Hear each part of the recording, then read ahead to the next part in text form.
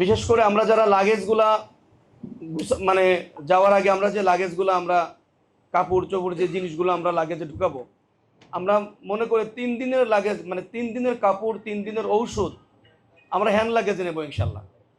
এই লাগেজগুলো নিয়ে আসেন তো, আমরা যে হাদিয়াগুলো একটা সেট এখানে নিয়ে আসেন। অনেক সময় লাগেজ হাতছাড়া হয়ে যায়, জেদ্দা এয়ারপোর্টে নামার পরে লাগেজ চলে যায় এক গাড়িতে, আমরা যাবো আর এক গাড়িতে। এটা মিস্টেক হওয়া স্বাভাবিক, হতেই পারে। এর জন্য আমরা একটা প্রস্তুতি নিব, আমাদের 3 দিন পরেও যদি লাগেজ পাই আমরা যেন ইনসুলিন বা যে যে জিনিসগুলো আমাদের মানে খুব গুরুত্বপূর্ণ এই জিনিসগুলো যেন আমাদের হ্যান্ড লাগেজে থাকে, এটা আমরা একটু সবসময় মাথায় রাখবো ইনশাল্লাহ। আমরা এয়ারপোর্টে পৌঁছাবো 8 ঘন্টা আগে, অন্তত 8 ঘন্টা আগে পৌঁছাবো হাজি ক্যাম্পে। যে গ্রুপে আপনারা যারা আছেন, আপনাদের সাথে যে সম্মানিত মুআল্লিম সাহেব আছে, আমরা বলে দিব আপনাদের ফ্লাইটটা 20 তারিখে কয়টায় বা 21 তারিখে রাত কয়টায়। আমরা যে শেষ ফ্লাইটে আমি শাহেক, আমরা 21 তারিখ ভোর 3টায়, আবার এর 2 ঘন্টা আগে একটা ফ্লাইট আছে, তার 4 ঘন্টা আগে একটা ফ্লাইট আছে। মানে আমরা 20-21 এই 2 দিনে আমরা 380 জন লোক যাবো ইনশাল্লাহ। 380 জন লোক, এর ভিতরে হয়তো আপনাদের 2-1 ঘন্টা আকপাত হতে পারে এরকম।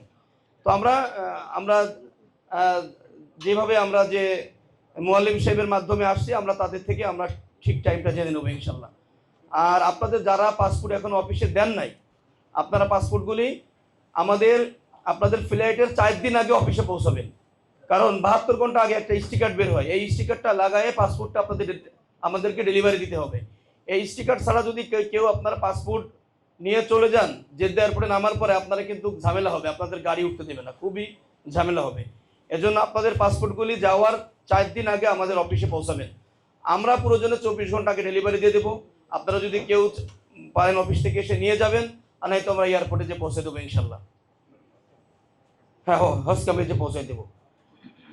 আমরা কিছু আপনাদেরকে হাদিয়া দিব, লাগেজ, বড় ব্যাগ, এগুলো আমরা দেখাই দেবো ইনশাল্লাহ। মহিলাদের হেজাব, মাথার ক্যাপ, একটা ছাতি, একটা বড় লাগেজ, এটা দেখাই দেবো একটু, একটা বড় লাগেজ। আর একটা ব্যাগ আছে মিনা আরাফা মুজদালিফা এহরামের জন্য। এখানে আপনারা যখন 10ই জিলহজে এহরাম মুক্ত হবেন, ওই দিন কিন্তু আপনাদের এরকম স্বাভাবিক পোশাক পরা লাগবে। তো আপনারা যখন 7ই জিলহজে আপনাদের মিনায় যাওয়ার জন্য যখন আপনারা বের হবেন, আপনারা 1 সেট এহরাম তো পরবেন, আরও সাথে পারলে 1 সেট 2 সেট আপনারা ওই ব্যাগে নেবেন। সাথে একটা আপনারা কাপড় নেবেন, পাঞ্জাবি পায়জামা সাথে রাখতে হবে, যেহেতু আপনারা 10ই জিলহজে আপনাদের হালাল হওয়ার পরে একটা পোশাক পরা লাগে। অনেকেই ভুল করে, এটা নেয় না, ও তখন মানে চুল কাটার পরেও এরম করে ঘুরে বেড়ায়। তো এটা আপনারা এই ওই ব্যাগটাই আপনারা নেবেন।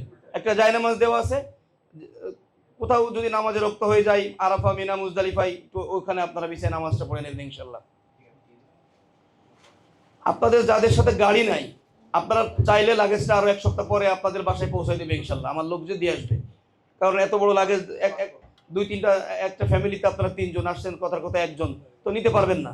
এই লাগেজগুলো আমার অফিস থেকে পৌঁছে দিয়ে আসবে ইনশাল্লাহ। যদি কেউ নিয়ে যেতে পারেন তা নিয়ে যান। আপনারা হজে যতদিন থাকবেন, আমরা চাবো বেশি করে তওয়াফ করার জন্য ইনশাল্লাহ। উমরা কম করব, তওয়াফ করলে গুনাহ মাফ হয়, এর জন্য আমরা বেশি করে তওয়াফ করব। আমাদের গত বছরে হেজাবটা এরকম মানে পড়তেই হবে, ওই 5 দিন আমাদের যারা মা বোনেরা আছে সবাই পড়তে হবে। কারণ হারাই গেলে এই হেজাব দেখে অনেকেই বুঝতে পারবে। আমাদের যে ব্যাগগুলো দেবো, যে হেজাবগুলো দেবো, এইগুলা প্রত্যেকের সাথে রাখবেন। কারণ একটা লোক যদি হারাই যায়, দল ছুটা হয়ে যায়, তাহলে উনার 2টা চোখ, অথচ পাশে যদি 50 জন লোক যায়, সে কিন্তু দেখবে যে আমাদের গ্রুপের লোক। এজন্য আমরা যে জিনিসগুলো দেবো, এই জিনিসগুলো আপনারা সাথে রাখবেন। হয়তো আপনার এর থেকে আরো অনেক দামি হেজাব থাকতে পারে, কিন্তু অন্তত এই 5 দিন আপনারা সাথে রাখবেন হেজাবটা। এটাও ভালো কাপড়, লিলেন কাপড়, যাতে মানে পাতলা কাপড় যেন আরামদায়ক।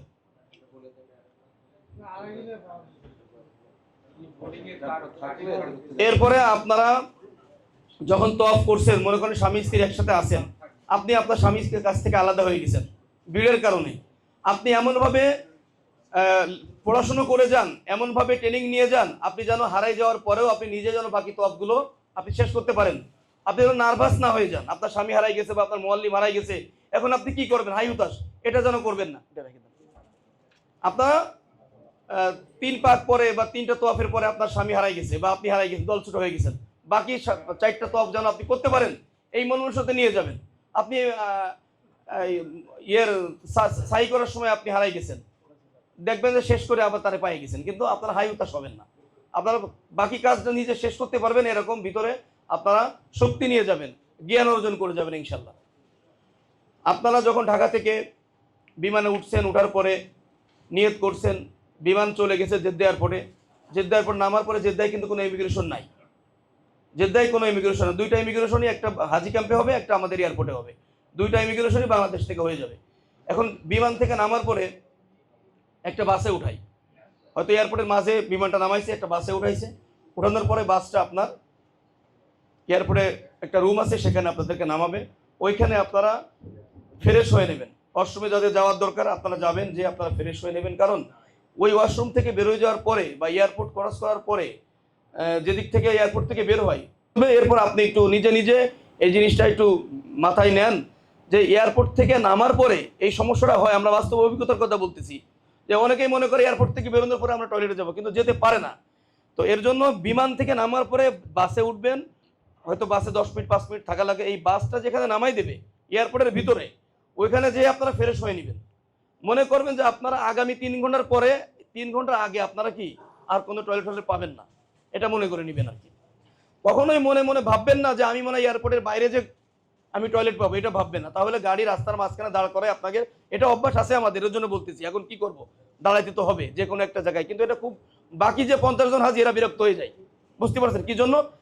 পিছনে আপনার 12, 14, 15 ঘন্টা 20 ঘন্টা জার্নি তারা করে গেছে, এর জন্য আমরা এটা চোখ না থাকবো ইনশাল্লাহ। তারপরে যদি কারো ডায়াবেটিসের সমস্যা হয় এগুলো আমাদের জানাবে, তাদের জন্য তো একটা ব্যবস্থা হবে ইনশাল্লাহ। কিন্তু আমরা সবাই চাবো এটা শেষ করে যেতে, এটা কিন্তু জেদ্দা এয়ারপোর্টের কথা বলতেছি। তো আমরা শেষ করে আমরা গাড়িতে উঠছি, উঠার পরে ওখান থেকে আমাদের গাড়ি যদি একবারে চলে যায়, আমাদের 45 মিনিট লাগবে হোটেলে পৌঁছাতে, কিন্তু একবারে যাবে না, মাঝখানে চেকিং আছে, মোয়াল্লিমের চেকিং আছে, বিভিন্ন কার্ড দেবে হাতে, এরপরে পাসপোর্ট চেকিং আছে, বিভিন্ন চেকিং আছে, এই 2-3টা চেকিংয়ের কারণে প্রায় আরও 1 ঘন্টা চলে যায়, সময় চলে যায়। এরপরে আমরা চলে যাব, আমরা ম্যাক্সিমাম এখানে যারা আছি সীসা হোটেল আমাদের, কারণ আমরা যাচ্ছি 4ই জিলহজ, 4ই জিলহজ আমাদের ফ্লাইট। আমরা ওইখানে পৌঁছাতে, আমি ইংলিশ টাইমটা আপনারা মিলাই নিন, 4ই জিলহজে আমরা ঠিক সকাল 8টার দিকে আমরা জেদ্দায় নামবো ইনশাল্লাহ। আমরা হয়তো এয়ারপোর্ট থেকে বাসায় পৌঁছাতে পৌঁছাতে দুপুর বা আসরের রক্ত হয়ে যাবে 4ই জিলহজ। আমরা ওই রাতে আমরা যাই 5-6 ঘন্টা রেস্ট করবো ইনশাল্লাহ। রেস্ট করার পরে 4ই জিলহজ রাত 10টা 11টার সময় আমরা একত্রে সবাই একসাথে বাসে করে আমরা উমরা করতে আসব। কারণ আমাদের হোটেলটা সীসাতে, সীসা কোথায়, যেখানে জামারত, যেখানে জামারতে পাথর নিক্ষেপ করতে হয়, তার থেকে আমাদের হোটেলটা এই 10-12 মিনিটের ভিতরে আর কি। 2-3টা হোটেল আছে, একটা আছে 5-7 মিনিট, একটা 10-12 মিনিট এরকম। ওখান থেকে আমরা বাসে করে হোটেলে আমরা মসজিদুল হারামে এসে উমরা করে যাব, একসাথে সবাই আসবো, আমাদের প্রায় 500-700 হাজি একসাথে আমরা গাড়িগুলো ছাড়বো, একসাথে উমরা করব। উমরা করার পরে ফজর রক্ত হয়ে যাবে, ফজর রক্ত হয়ে যাবে আর কি। অনেকে ফজর নামাজ পড়ে যেতে যাবে, ফজর পড়ে আমরা ইনশাল্লাহ 5 তারিখ সকালে হোটেলে ফিরবো ইনশাল্লাহ। 6 তারিখটা আপনারা যদি চান, আমার স্পষ্ট লেখা আছে আমার লিফলেটে যে দূরের হোটেলে যে 2 দিন থাকবে হজের আগে আমরা গাড়ি দিতে বাধ্য। তাই একদিন 6 তারিখটা আপনারা চাইলে রেস্টও করতে পারেন হোটেলে, আপনারা চাইলে মসজিদুল হারামে আসতে পারেন, আমার গাড়ি থাকবে। মসজিদুল হারামে আসা যাওয়ার জন্য কি বাস থাকবে, আপনারা চাইলে আসতে পারেন। যদি মনে করেন একদিন পরে আমাদের হজ শুরু, মিনা আরাফা যেতে হবে, আমরা রেস্টে থাকি, এটা আপনাদের ইচ্ছা, সমস্যা নাই। ঠিক একদিন পরে 7 তারিখ, 7ই জিলহজ মাগরিবের পর থেকে আমরা ইহরাম পরে রেডি থাকবো। আমাদের মুআল্লিম সাহেব বলবে আমরা রাত 8টা থেকে আপনারা রেডি থাকবেন, আপনারা গাড়ি দেব। তারপরেও আমরা রেডি থাকবো। আমাদের মিনাতে যাওয়া সুন্নাত হচ্ছে 8 তারিখ ফজরের পরে, এটা সুন্নাত। আমাদেরকে যদি সৌদি সরকারের পক্ষ থেকে যদি গাড়ি আমাদেরকে দিয়ে দেয় মুআল্লিম 7 তারিখে রাতে, তাহলে আমরা 7 তারিখে চলে যাব। আমরা আল্লাহর কাছে দোয়া করবো গাড়িটা যেন ফজরের পরে আসে, তাহলে আমাদের সুন্নাতটা আদায় হবে। গত বছর আমি একসাথে প্রায় 15-16টা গাড়ি একসাথে আনছি, ফজরের নামাজের পরে আমরা একসাথে চলে গেছি। কিন্তু রেডি থাকতে হবে 7 তারিখ মাগরিবের পর থেকে, সন্ধ্যে 7টা থেকে আমরা গোসল করে এহরাম করে রেডি থাকবো, রুমেই থাকবো। আমরা ফ্লোর আমরা বের করবো ইনশাল্লাহ। আর একসাথে গাড়ি আসলে তো কোনো কথাই নেই, একসাথে আমরা চলে যাব। এরপরে আমরা 7 তারিখে ধরে নিলাম 7 তারিখে রাত 10টা 11টায় গাড়ি আসলো, আমরা আর মিনায় পৌঁছাই গেলাম। মিনাতে থাকবো 8 তারিখ এরকম মাগরিব পর্যন্ত।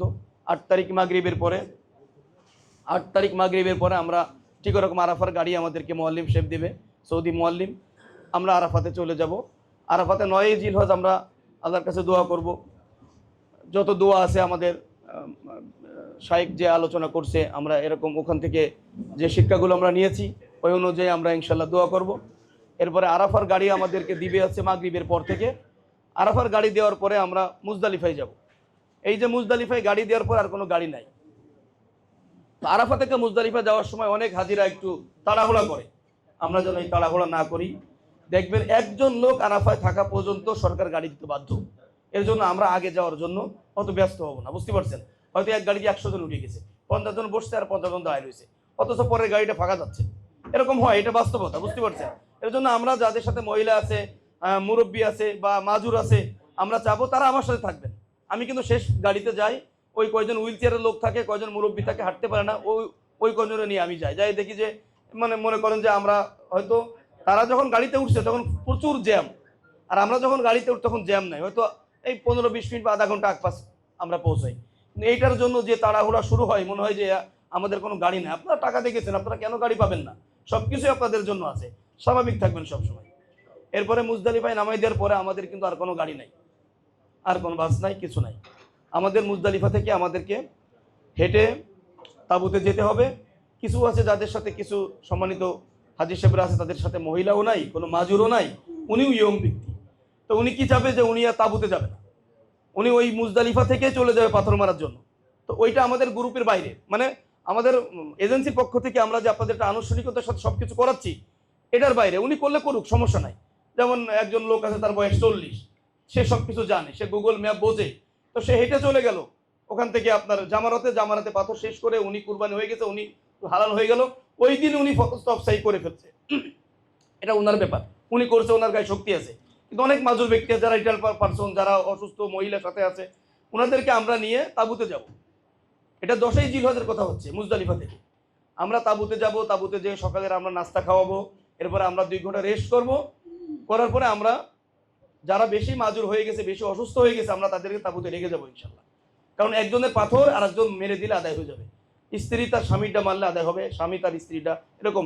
যে যাওয়ার হাঁটার শক্তি নাই, আমি তার জন্য বলতেছি, যার হাঁটার মতো শক্তি নাই বা সে অন্যর পরে ভর দিয়ে যাবে, কারণ পাথর যেহেতু অন্য লোকে মারে দিলে আদায় হয়ে যায়, তাহলে আপনার হুইল চেয়ারে যাওয়ার দরকার নাই। তো আপনি তো আরেকজনের অধীনস্থ হয়ে যাচ্ছেন বা আরেকজনের ভরসায় যাচ্ছেন।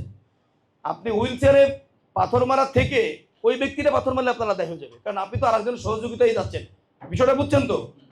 অনেকেই হাঁটতে পারে না, মনে করে আমি আরেকজনের হুইল চেয়ারে আমার টাকা আছে, সে হুইল চেয়ারে যাবে, দরকার নাই ভাই। আপনার তো আরেকজনের সহযোগিতায় আপনার যাওয়া লাগছে, তো ওনাকে আপনি দিয়ে দেন।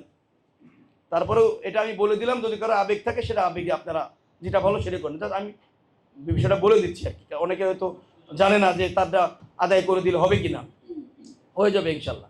কারণ ওই দিনকে যেহেতু এর আগে 2 দিন আপনাদের খাওয়া ঘুম একটু কম হয়েছে, অনেক কিন্তু হিট স্ট্রোক করে, প্রচণ্ড রোদ থাকে, এর জন্য আমরা সব দিকে খেয়াল করব। কারণ পরে আরো 2 দিন আছে, আরো 2 দিন তো পরে আছে, 11 জিলহজ 12 জিলহজ। আমরা চাইলে এই 2 দিন আমরা কি পাথর মারতে পারবো। মাজুর হলেও আপনি সাথে নিয়ে যান, আপনার ছেলে আছে, আপনার স্বামী আছে বা আপনার ভাই আছে, আপনি যান পরে 2 দিন ইনশাল্লাহ। পাথরটা মারার পরে 10 মিনিট পরে আমাদের হোটেল। 10ই জিলহজে যে আপনার পাথর মারলেন শয়তানকে, বড় বড় বড় জামারায় পাথর মারছেন, এই পাথর মারার পরে আপনারা যদি চান আপনার হোটেলে যে রেস্ট করতে পারবেন। আবার এই 3-4 কিলো পথ হেঁটে আপনাদের মিনাতে যাওয়া লাগবে না, তাঁবুতে।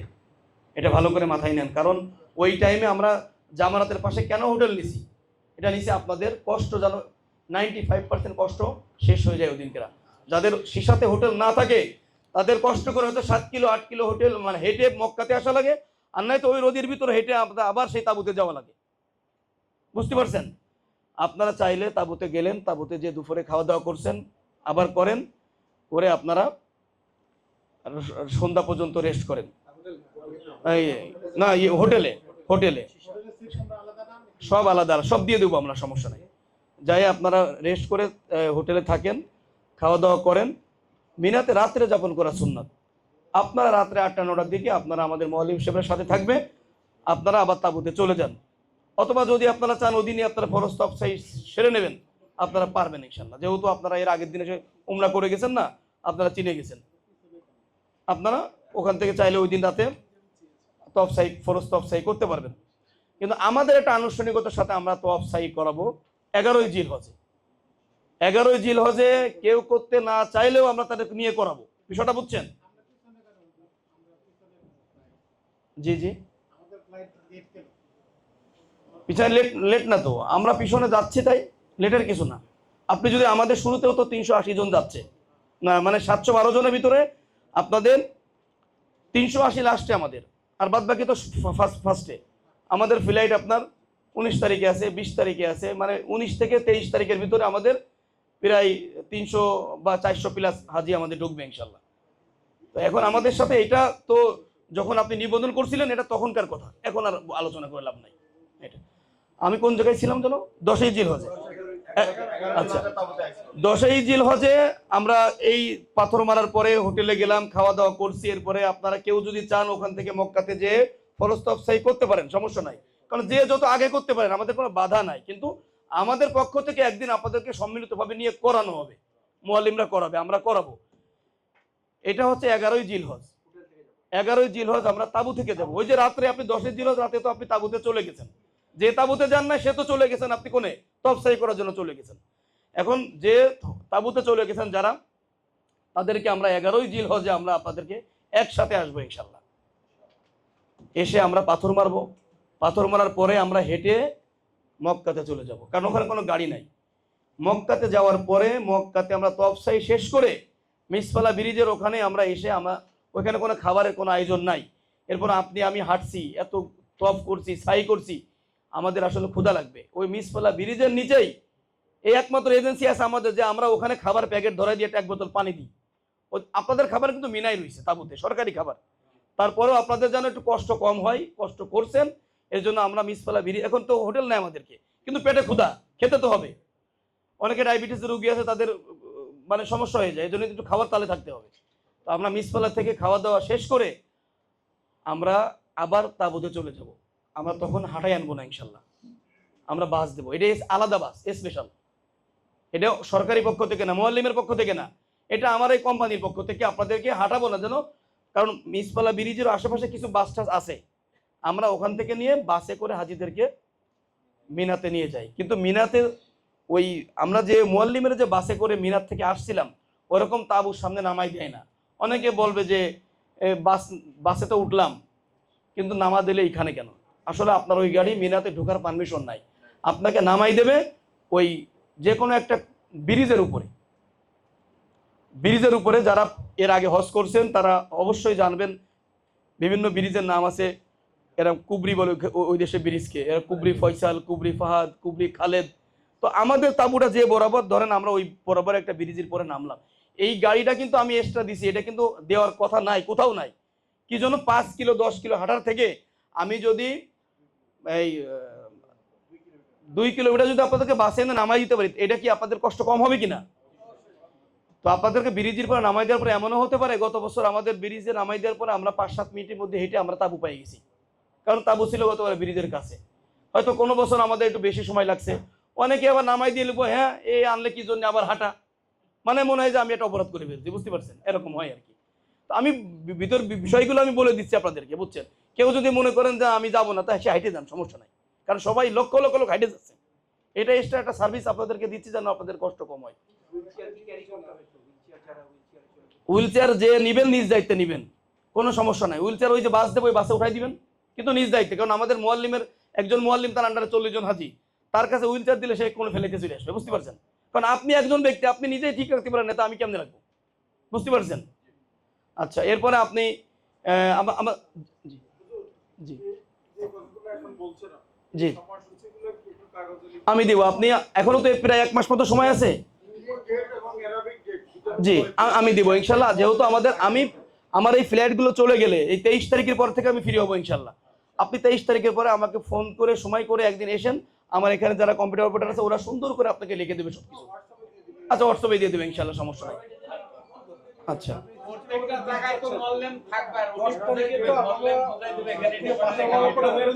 জি জি জি। আচ্ছা, 10 তারিখে পাথর মারার পরে আপনাদের যাওয়ার জায়গা হচ্ছে তাবুতে। আমি হোটেলে দিচ্ছি এক্সট্রা সার্ভিস, আমি হোটেলে দিচ্ছি এক্সট্রা সার্ভিস, এটা আপনাদের যেন একটু কষ্ট কম হয়, এবং হোটেলে খাবারও রাখবো, মানে ডবল। মিনার তাবুতে আপনাদের খাবার আছে, হোটেলেও আমি খাবারের ব্যবস্থা করছি। এখন কেউ যদি মনে করেন না আমি হোটেলে যাব না, আপনার ব্যাপার, আপনি কষ্ট করে হেঁটে চলে যান, বুঝতে পারছেন? আপনি মিনাস থেকে এসেন না, আপনার হসপিটালি একবারে 100 হচ্ছে, বুঝতে পারছেন? এখন আপনি মাজুর, অসুস্থ, আপনি বাথরুমে খুব কষ্ট পাচ্ছেন, এর জন্য আপনি তাবুতে ফিরে আসার জন্য আসছেন। এটা আপনি একটা অতিরিক্ত একটা সার্ভিস আমি দিছি এটার জন্য, বুঝতে পারছেন? ওখান থেকে তাবুতে রাত্রে চলে যাবেন, আপনাদের সাথে মোয়াল্লিম থাকবে, আমাদের সাথে গাড়ি নাই, গাড়ি যায় না, কারণ হেঁটেই, কিন্তু সাথে মোয়াল্লিম থাকবে। আচ্ছা, এরপরে আমরা 11ই জিলহজে আমরা তফসাই শেষ করে আমরা ব্রিজের পরে নামছি, এরপরে আমরা তাবুতে চলে গেলাম। তাবুতে যাওয়ার পরে আমাদের একদিন আছে, 12ই জিলহজে পাথর মারে আমাদের কি হজ হয়ে যাবে ইনশাল্লাহ। 12ই জিলহজে পাথর মারার পরে পাথর আমাদের তো যেদিন আমরা মিনার জন্য রওনা দিছি ওদিন কিন্তু আমাদের কিছু ব্যাগ ট্যাগ ছিল, কিছু ব্যাগ নিয়ে গেছি, কিছু কাপড় নিয়ে গেছি, কিছু খাবার নিয়ে গেছি। তো এইটা যদি বেশি ওয়েট না হয়, বেশি ওজন না হয়, তাহলে আপনারা চাইলে ওই যে পাথর মারার জন্য আসছেন না, ওই একসাথে পাথর মেরে আপনারা হোটেলে চলে আসেন।